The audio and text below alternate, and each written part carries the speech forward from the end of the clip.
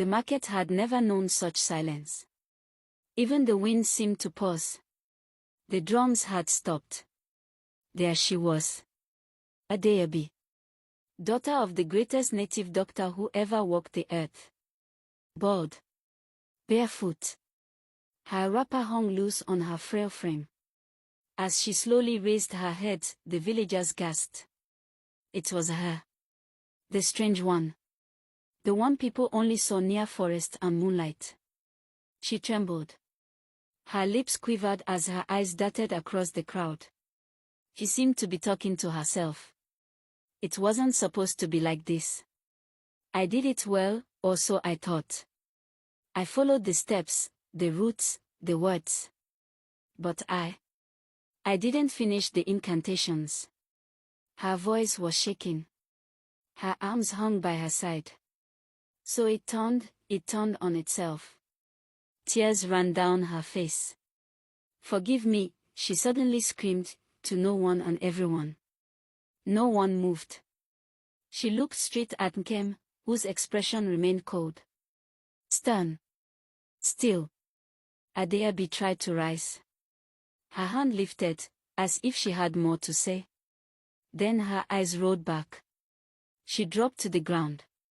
Dead. The great silence and fear in the air was suddenly broken by loud cries and screams.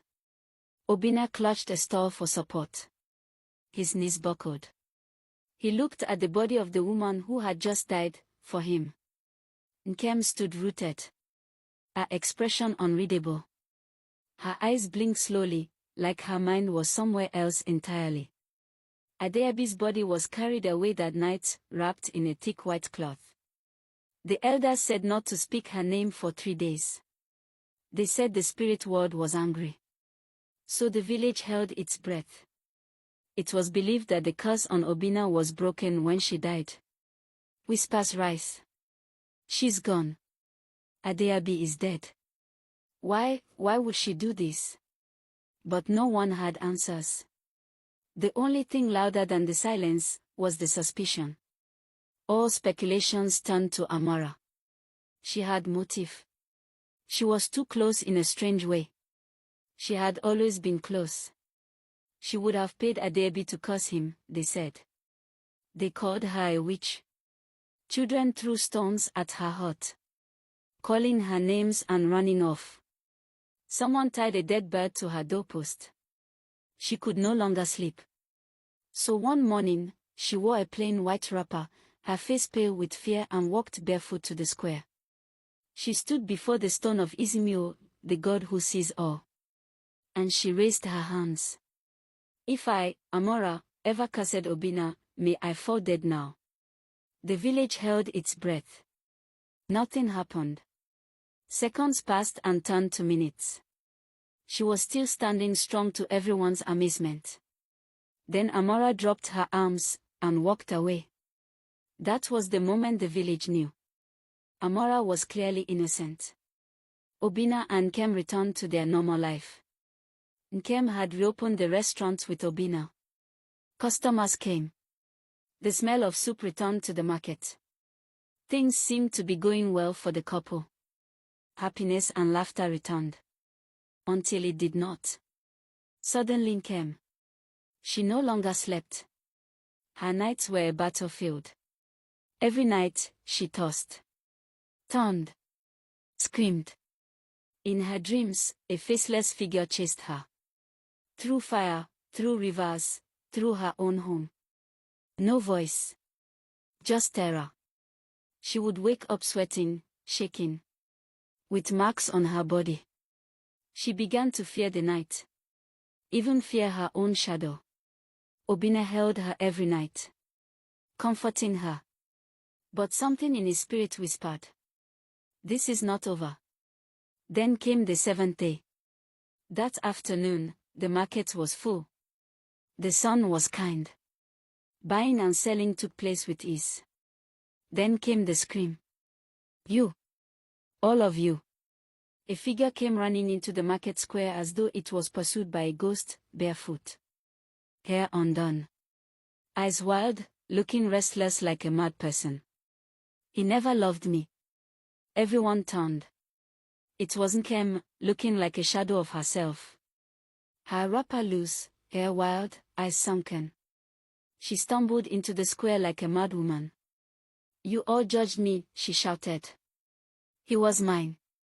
Mine." Women backed away. A trader dropped her tray. "He was drifting away from me. He stayed out late. Started talking with women privately. He stopped touching me." Her voice cracked. People froze. "I thought maybe it was because I didn't give him a child." Gasps. "So I went to Adeabi. I told her to make a charm for me, a love charm. I was losing him, he was slipping away from me." Her voice cracked continuously. "I begged her. I paid her. I was desperate.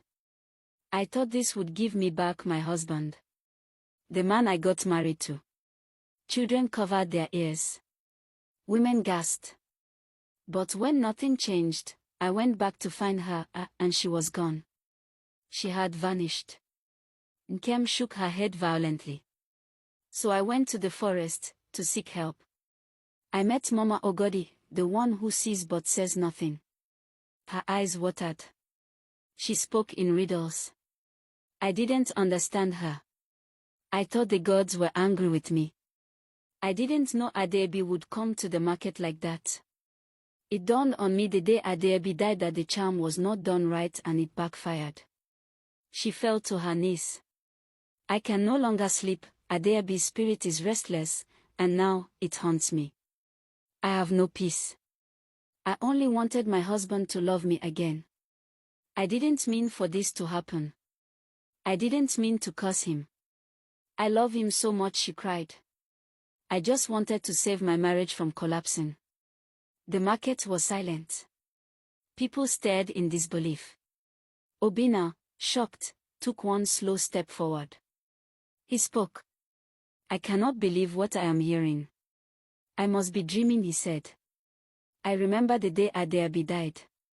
I sat on the floor that night at home and cried, not just because she died, but because a deep voice in my spirit whispered, 'The guilt you feel is misplaced.' I didn't understand this. I wanted answers I know I couldn't get. So it broke me. Now, it all makes sense. Nkem, my wife who cried every night for me, has cursed me." He was pained. Everyone could see this on his face. Then suddenly, he dropped to his knees. But not for Nkem.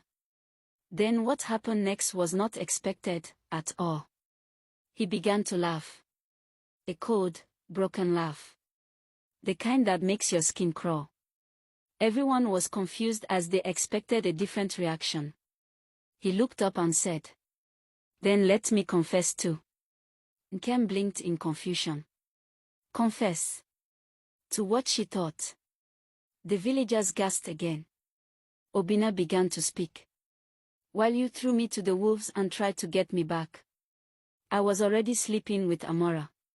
Gasps. Shouts. All eyes turned towards the same Amora as he walks to meet her. Then putting his hand on her belly, he announced, "She's 4 months pregnant." The crowd shouted, "She will give me the child you never could." Abomination. Abomination. Voices rose. Obinna turned, grabbed Amora's hand from the crowd, and they ran. Through the trees. Past the shrine. They were never seen again. Some say they fled to another village. Others say they crossed the river at night and changed their names. Nkem was almost out of breath. She looked like she had no way to live again. The fall of Nkem. Nkem never returned to the restaurant. The restaurant became a ghost house. The pots turned cold. Some say she began walking in circles at night. And then, she vanished. No goodbyes. No scream. No prayer. Moral of the story. Evil never walks alone. It always returns to claim its maker. You can't force love without bearing something first, and sometimes, it's yourself. Wickedness always asks for more than you're willing to pay. Be good to yourself even when love isn't. Please like, follow and share for more. Thank you.